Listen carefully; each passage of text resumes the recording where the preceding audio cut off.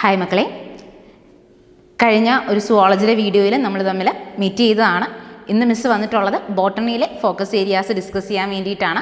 Christmas എക്സാമിന് theory പോർഷനിൽ നിന്ന് ഏതെല്ലാം ഫോക്കസ് ഏരിയാസാണ് നിങ്ങൾ ക്ലിയർ കട്ടായിട്ട് പഠിക്കേണ്ടത്, ഏതെല്ലാം ചാപ്റ്റേഴ്സാണ് നമുക്ക് എക്സാമിനുള്ളത്, അതിൽ നിന്നുള്ള ഫോക്കസ് ഏരിയാസാണ് ഇപ്പോൾ മിസ് പറഞ്ഞു തരാൻ പോകുന്നത്. ക്ലിയർ ആയിട്ട് ശ്രദ്ധിച്ചിരിക്കുക, ഫുൾ മാർക്ക് സ്കോർ ചെയ്യുക. Okay, so coming to the chapters. First നമുക്ക് ബോട്ടണിയിൽ ഇപ്പോൾ ഏറ്റവും ഇമ്പോർട്ടൻ്റ് ആയിട്ട് വന്നിട്ടുള്ള കാര്യമാണ് ബയോടെക്നോളജി പ്രിൻസിപ്പിൾസ് ആൻഡ് ആപ്ലിക്കേഷൻസ്. 2 ചാപ്റ്ററും ഉണ്ട് അല്ലേ, പ്രിൻസിപ്പിൾസും ഉണ്ട് ആപ്ലിക്കേഷനും ഉണ്ട്. 2 ചാപ്റ്ററും ഈക്വലി ഇമ്പോർട്ടൻ്റ് ആണ്. രണ്ടും കൂടി ആയിരിക്കും നമുക്ക് തിയറി എക്സാമിന് മിക്സഡ് ആയിട്ടായിരിക്കും നമുക്ക് എപ്പോഴും ക്വസ്റ്റ്യൻസ് ചോദിക്കുക. ഒരിക്കലും നമുക്ക് പ്രിൻസിപ്പിൾസിൽ നിന്ന് മാത്രമായിട്ട് ക്വസ്റ്റ്യൻസ് എക്സ്പെക്ട് ചെയ്യാൻ പറ്റത്തില്ല. രണ്ടും കൂടി മിക്സഡ് ആയിട്ടായിരിക്കാം ചിലപ്പോൾ നമുക്ക് ക്വസ്റ്റ്യൻസുകൾ വരുന്നത്. കൂടുതലായിട്ടും നമുക്ക് ആപ്ലിക്കേഷൻസ് എന്ന് പറയുന്ന ചാപ്റ്ററിൽ നിന്ന് 1 മാർക്ക് ക്വസ്റ്റ്യൻസ് കൂടുതലായിട്ടും വരുന്നൊരു ചാപ്റ്ററാണ്. ഓക്കെ, പ്രിൻസിപ്പിൾസിൽ നിന്ന് 1 മാർക്ക് ആയിക്കോട്ടെ, 2 മാർക്ക് ആയിക്കോട്ടെ, 3 മാർക്ക് ആയിക്കോട്ടെ, ഏറ്റവും ഇമ്പോർട്ടൻ്റ് ആയിട്ട് നമുക്ക് വിട്ടുകളയാൻ പറ്റാത്ത 2 ചാപ്റ്ററുകളാണ് ബയോടെക്നോളജിയിൽ നമുക്കുള്ളത്. ആ 2 ചാപ്റ്ററുകളും ക്രിസ്മസ് എക്സാമിന് നിങ്ങൾക്ക് വരുന്നുമുണ്ട്. ഓക്കെ, അപ്പോൾ നമുക്ക് നോക്കാം. ഇവിടെ പിക്ചറിൽ മിസ് കൊടുത്തിട്ടുണ്ട് PBR 322 ക്ലോണിംഗ് വെക്ടറിൻ്റെ പിക്ചർ. അതിൽ കൃത്യമായിട്ട് പഠിക്കുക ഏതൊക്കെയാണ് സെലക്റ്റബിൾ മാർക്കേഴ്സ്, ഓക്കെ, ഏതൊക്കെയാണ് ഇമ്പോർട്ടൻ്റ് ആയിട്ടുള്ള റീജിയൻസ് ഉള്ളത്, ORIയുടെ ഇമ്പോർട്ടൻസ് എന്താണ്, ROP എന്താണ്, ഇങ്ങനെയുള്ള കാര്യങ്ങളെല്ലാം കൃത്യമായിട്ട് നിങ്ങൾ പഠിച്ചിട്ടുണ്ടാവണം. പിന്നെ ഈ പിക്ചറിലോട്ട് നോക്കിക്കഴിഞ്ഞാൽ നിങ്ങൾക്ക് അറിയാൻ പറ്റും ഇലക്ട്രോഫോറസിൻ്റെ പിക്ചർ ആണെന്നുള്ളത് അല്ലേ. അപ്പോൾ അത് തന്നെയാണ് ക്വസ്റ്റ്യനും. പിക്ചർ തരും, എന്നിട്ട് അത് എന്താണ് ആ പിക്ചർ ഡെപിക്റ്റ് ചെയ്യുന്നത്, എന്താണ് ആ ഒരു പിക്ചറിൻ്റെ പ്രിൻസിപ്പിൾസ്, അതായത് ഇലക്ട്രോഫോറസിൻ്റെ പ്രിൻസിപ്പിൾ എന്താണ്. അപ്പോൾ അതെല്ലാം നമ്മൾ ഈ പിക്ചർ വെച്ചിട്ട് തന്നെയാണ് ഭൂരിഭാഗം എക്സാമിന് ചോദിച്ച് കണ്ടിട്ടുള്ളത്. ഓക്കെ, അതേപോലെ തന്നെ ബയോ റിയാക്ടറിൻ്റെ പടം, ആ ബയോറിയാക്ടറിൻ്റെ പടം തന്നിട്ട് നമ്മളോട് ചോദിക്കാറുണ്ട് എന്താണ് 2 ബയോറിയാക്ടേഴ്സും തമ്മിലുള്ള വ്യത്യാസം, എന്താണ് അതിൻ്റെ പ്രിൻസിപ്പിൾ, ഇങ്ങനെയുള്ള കാര്യങ്ങൾ നമുക്ക് ചോദിക്കാവുന്നതാണ്. അതേപോലെ തന്നെ നമുക്ക് ഏറ്റവും ഇമ്പോർട്ടൻ്റ് ആയിട്ട് നിങ്ങൾ ഓർക്കേണ്ട കാര്യം ടൂൾസ് ഇൻ RDNA ടെക്നോളജി. അവിടെ എൻഡോന്യൂക്ലിയേസ് എപ്പോഴും നമുക്ക് ചോദിക്കുന്നതാണ്. പാലിയൻഡ്രോമിക് സീക്വൻസ് കട്ട് ചെയ്യാൻ വേണ്ടിയിട്ട് യൂസ് ചെയ്യുന്ന എൻഡോന്യൂക്ലിയേസ് ഏതാണ്, അത് കൃത്യമായിട്ട് നമ്മൾ പഠിച്ചു വെക്കേണ്ടതുണ്ട്. ലിഗേസ് എൻസൈമിൻ്റെ ഫംഗ്ഷൻ എന്താണ്, ഓക്കെ. പിന്നെ വെക്ടേഴ്സ് ഇപ്പോൾ നമ്മൾ പറഞ്ഞു അല്ലേ, ക്ലോണിംഗ് വെക്ടർ, അതും ഇമ്പോർട്ടൻ്റ് ആയിട്ടുള്ള കാര്യമാണ്.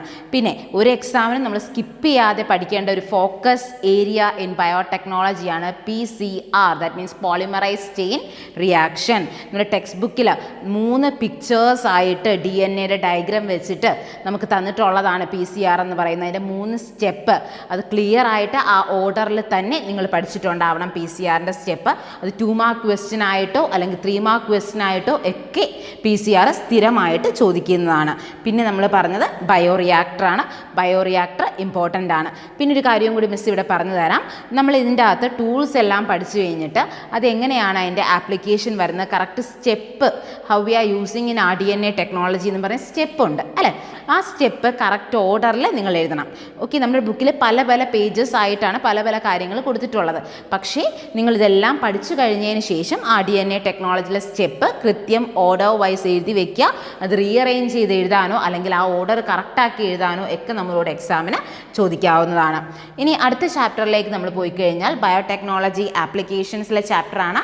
ആപ്ലിക്കേഷനിൽ നമ്മൾ ഒന്നും സ്കിപ്പ് ചെയ്യാൻ പറ്റത്തില്ല. നമുക്ക് അഗ്രികൾച്ചറൽ ആപ്ലിക്കേഷനുണ്ട്, മെഡിസിനിലെ ആപ്ലിക്കേഷനുണ്ട്. ഓക്കെ, അപ്പോൾ മോളിക്കുലാർ ഡയഗ്നോസിസിലുള്ള ആപ്ലിക്കേഷനുണ്ട്. അപ്പോൾ അഗ്രികൾച്ചറിലാണെന്നുണ്ടെങ്കിൽ നമുക്ക് BT കോട്ടൺ വരുന്നുണ്ട്, ഒന്നും സ്കിപ്പ് ചെയ്യാൻ പറ്റത്തില്ല.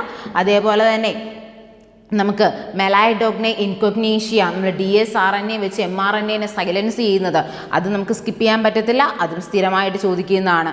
ഇനി നമ്മൾ ഡിസീസസിലേക്ക് വന്നു കഴിഞ്ഞാൽ ഏറ്റവും ഇമ്പോർട്ടൻ്റ് ആയിട്ട് ഓർക്കേണ്ടതാണ് ഇൻസുലിൻ്റെ പിക്ചർ. മിസ് ഇവിടെ കൊടുത്തിട്ടുണ്ട് ഇൻസുലിൻ്റെ പിക്ചർ അല്ലേ. അപ്പോൾ ഇൻസുലിന് ഏതൊക്കെ ചെയിൻസ് ആണുള്ളത്, അത് ബയോടെക്നോളജി വഴി ഡെവലപ്പ് ചെയ്ത് വന്നപ്പോൾ ഏത് ചെയിനാണ് വേണ്ടാത്തത്, കാര്യം മെച്ചുവർ ഇൻസുലിൻ ആകുമ്പോൾ നമ്മുടെ ബോഡിയിൽ നിന്ന് ഏത് ചെയിനാണ് ലോസ്റ്റ് ആവുന്നത്, C-പെപ്റ്റൈഡ് ചെയിൻ ആണെന്നുള്ളത് നമുക്കറിയാം. അപ്പോൾ അതെല്ലാം കൃത്യമായിട്ട് പഠിക്കുക. RDNA ടെക്നോളജി വഴി ഏത് കമ്പനിയാണ് ഇൻസുലിനെ പ്രൊഡ്യൂസ് ചെയ്തത്, എലി ലില്ലി കമ്പനിയാണ്. അപ്പോൾ ഇങ്ങനെയുള്ള കാര്യങ്ങളെല്ലാം ഫോക്കസ് ചെയ്ത് പഠിച്ചിട്ടുണ്ടാവുക.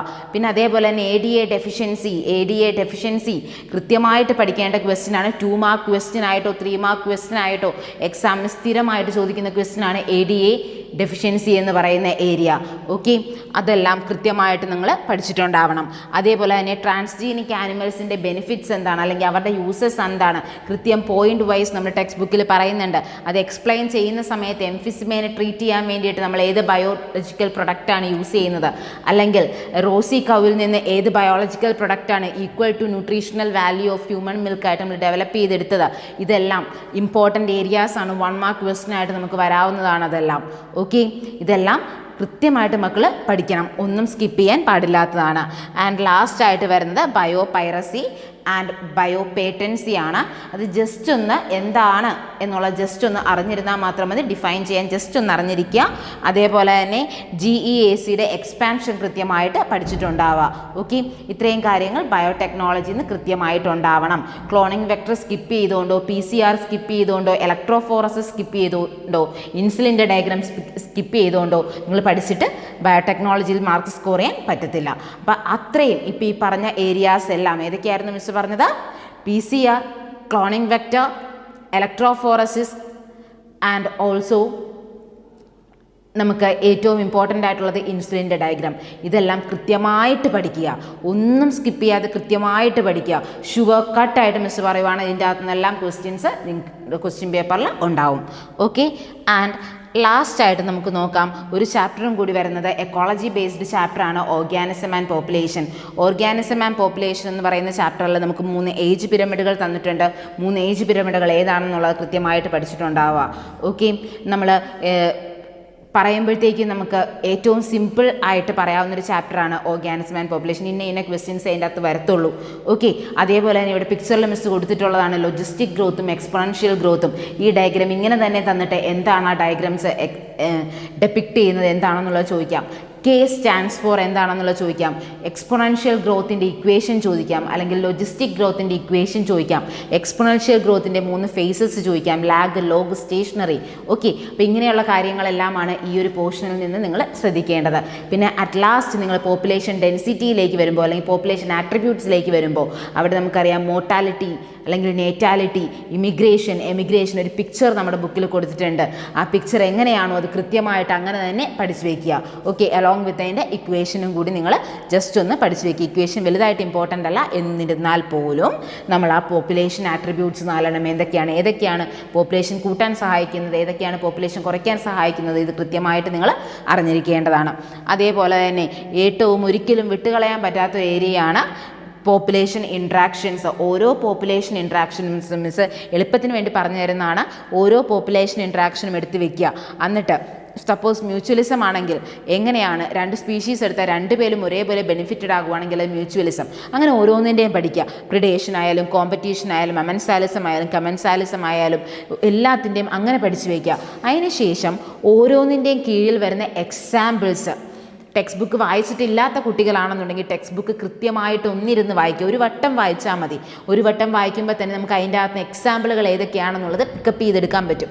അപ്പോൾ ഓരോ ഹെഡിങ് കൊടുക്കുക. എന്താണ് റിലേഷൻഷിപ്പ്, പ്ലസ് ഓ പ്ലസ് മൈനസ്, അത് കൃത്യമായിട്ട് കൊടുത്തതിന് ശേഷം ഓരോന്നിൻ്റെയും കീഴിൽ അതിൻ്റെ എക്സാമ്പിൾസ് എഴുതി വെക്കുക. എഴുതി വെച്ചതിന് ശേഷം ഒരു 3-4 വട്ടം നിങ്ങൾ വായിച്ചു കഴിയുമ്പോൾ നിങ്ങളുടെ മനസ്സിൽ തറവാകും.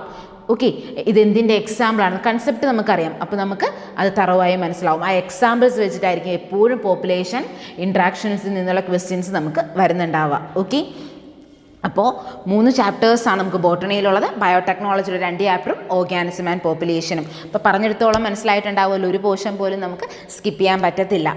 ഓക്കെ, അപ്പോൾ അതെല്ലാം കൃത്യമായിട്ട് പഠിക്കുക എല്ലാവരും.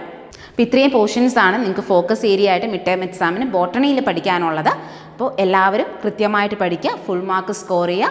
ഓക്കെ, ഇപ്പോൾ വീണ്ടും കാണാം. താങ്ക്